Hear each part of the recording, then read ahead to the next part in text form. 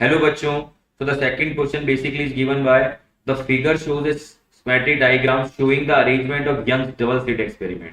एक हमें डायग्राम दे रखा है यंग डबल स्लिट एक्सपेरिमेंट का, जहां कैपिटल डी जो distance between slit and screen है, स्मॉल डी डिस्टेंस स्लिट के बीच का डिस्टेंस है, एंड जो ये स्क्रीन है वो यहाँ पर मिडिल पॉइंट है।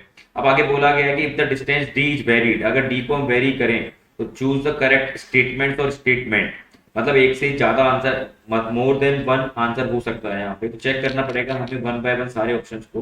तो फर्स्ट ऑफ ऑल हम बात करते हैं beta is nothing but, beta का जो फॉर्मूला होता है capital lambda capital D by small D हो जाता है। तो यहाँ देखिए बेटा बीटा बाय डी जो होगा वो क्या होगा, लैम्डा बाय स्मॉल डी होगा। तो ये बीटा बाय डी, इसी को हम क्या बोलते हैं, एंगुलर विड्थ बोलते हैं। ये हमारा क्या कहलाता है, एंगुलर विड्थ होता है।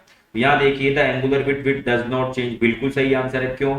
क्योंकि आपको पता है कि जब हम लैम्डा डी को वेरी करेंगे, डी को चेंज करेंगे, तो बीटा भी उसी रेशियो के अंदर चेंज हो जाएगा। इसका मतलब जितना हम डी को चेंज करेंगे बीटा उतना चेंज हो जाएगा। तो यहाँ देखिए अगर बीटा को डिक्रीज करूँ, डी को डिक्रीज करूंगा तो बीटा भी डिक्रीज होगा, और अगर डी को इंक्रीज करूंगा तो बीटा भी उसी रेशियो में इंक्रीज होगा। तो ऑल ओवर ये जो रेशियो रहेगा वो हमेशा कैसा रहेगा, कांस्टेंट रहने वाला है। अगर ऐसा हुआ तो हमारी जो एंगुलर फ्रिंज विड्थ है वो कभी चेंज नहीं होगी। तो हम कह सकते हैं कि the angular fringe width does not change when we vary the d. Okay dear, now second option is the fringe with change in direct proportion, बिल्कुल, क्योंकि d को चेंज करने पर बीटा चेंज हो रहा है, तो इसका मतलब फ्रिंज विड्थ चेंज होगी, तो सेकंड ऑप्शन भी करेक्ट होगा।